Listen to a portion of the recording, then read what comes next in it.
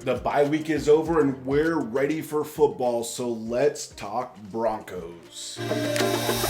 What do you want to do? I don't know. What do you want to do? I know. Let's talk Broncos. What's up, Broncos country? Welcome into a brand new edition of Bronco Talk, where we talk Denver Broncos football. In today's edition, we talk some contract extensions, missing out on a player, and so much more. But before we do that, do me a huge favor, throw a like on this video. If you haven't already, please subscribe to the channel and throw some comments in the comment section. That helps me with the YouTube algorithm reach more of Broncos country. Now, first thing I wanted to touch on before I jumped on here is Luke Wattenberg just got a 4-year, $48 million extension with $27 million guaranteed. The idea behind that is more to continue the continuity among the offensive line, to keep those guys together for a number of years, and from what it looks like through at least the end of the 2026 season, as far as those 5 guys as a group, it makes sense. He does have camaraderie with Bo Nix, so that continues for at least another 4 years. I understand the reasoning. I'm not exactly jumping for joy, but I'm not hating on the deal as well. I totally understand where they're coming from, and that was the goal for the Broncos. Clearly, this bye week is to reach some contract extensions.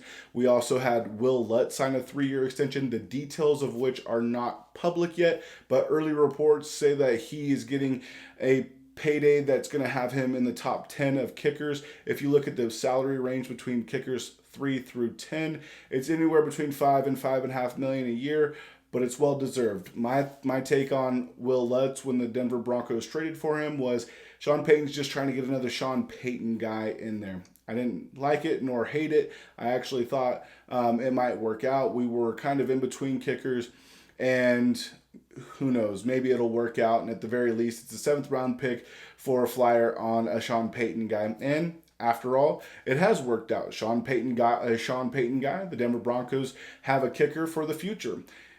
No one can really argue with this. Will Lutz was 5 for 5 last Sunday. He's been one of the most accurate kickers, if not the most accurate kicker in Denver Broncos history, from what I'm seeing on some other channels, some other information that we're gathering over here at Bronco Talk. And it looks like Will Lutz will continue to have that success in Denver because his mindset's right, Sean Payton's mindset's right, and Will Lutz said that he wants to end his career in Denver.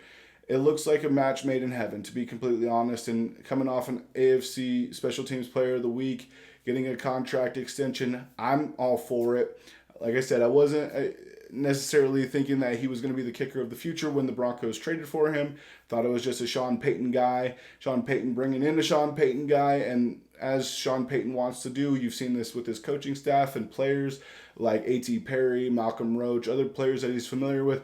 He brings him in because it's going to help the rest of the team kind of take on his philosophy, take on his mentality, and it's worked thus far. So hard to argue with either extension when you look at it from that perspective. Now, Broncos did miss out on a running back that, I mean, if you're following the storylines like I am, Dameon Pierce was pursued pretty well from the Denver Broncos, but he ultimately decided to sign with the Kansas City Chiefs on their practice squad.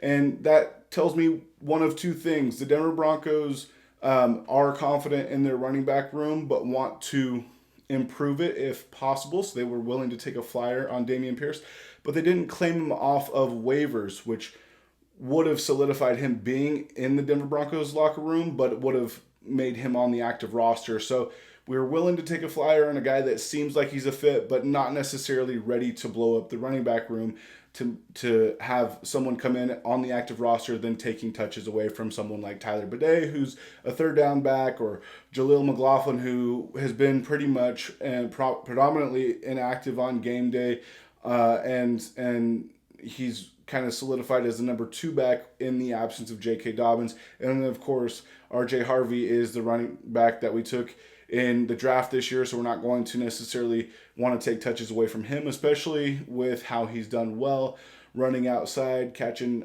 swing passes, option routes, all of the sort. I think the running back route tree, he's got that pretty down pat, and the connection with Bo Nix seems to be there, especially a handful of weeks ago when he went in for 3 scores. So you don't really want to take touches away from those guys. I do if it were me, I would have pursued Dameon Pierce a little bit harder. I'm not exactly certain on the contract that was offered to him to join the Denver Broncos practice squad, but clearly Dameon Pierce felt like it was a better move for him to go to Kansas City. So kudos to him. I mean, I hope he does well, just not against us and not, in a way that's going to help the Kansas City Chiefs make the playoffs. Maybe he just does well on the practice squad and gets picked up by somebody else.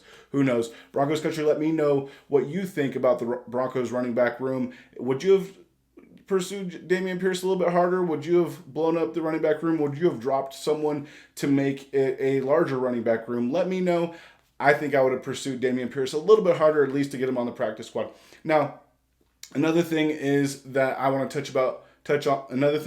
touch on is the Sunday Night Football game. It looks like Jaden Daniels, he wants to come back, he wants to play, but reports are that it's very unlikely that he will play against the Broncos on Sunday Night Football. You never hope for injuries, you never wish for injuries, and you don't want to take advantage of injuries, but the Broncos do have the advantage in that regard this Sunday on Sunday Night Football, which will be super stoked. I'm super stoked to see us playing Sunday Night Football. Primetime football is always fun to watch, especially after a bye week, kind of, taking all the games and get ready for Sunday Night Football.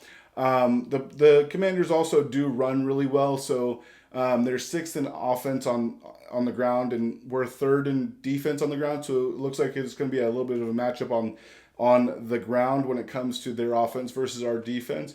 But without Jaden Daniels, I'm sure that the Denver Broncos are going to really hone in on trying to get after Marcus Mariota and get the ball out of his hands quick to try to elicit some interceptions, some turnovers, however they might be, and then kind of make him one-dimensional when it comes to stopping the pass. And if we're able to bottle up that run and get some points on the board, then they'll be one-dimensional, have to drop back anyways.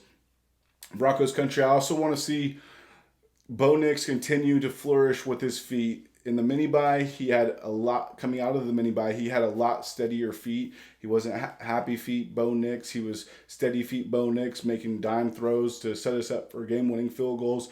I want to see more of that. I really would like to see Sean Payton use the off week to try to draw up some schemes, open some things up for Evan Ingram. We were told all offseason long that we got our joker, and that might be RJ Harvey, but we were all led to believe it's Evan Ingram. So if some things open up for Evan Ingram, I would like to see that too. Broncos country, let me know what you would like to see the Broncos look like when they come out of the bye week. I think those are two great things to see. If Bo Nix keeps his feet calm, cool, and collected, he's able to step up in the pocket and deliver great passes. This offense is going to be pretty hard to stop, even with being down J.K. Dobbins. If Bo Nix also takes off with his feet, plays a little less tentative, that's something I want to see too. Get Evan Ingram some touches. Cortland Sutton, I would like to see Cortland Sutton get a few more touches as well. It looks like we're moving towards Troy Franklin when it comes to the number one wide receiver, but I wouldn't mind seeing Cortland still a part of the game plan. He is Mr. Third Down, and we appreciate that about him. Broncos country, do me a huge favor. Throw a like on this video. If you haven't already, please subscribe to the channel. Throw some comments in that comment section for me. As always, thank you for tuning in, and go Broncos. Let's talk Broncos.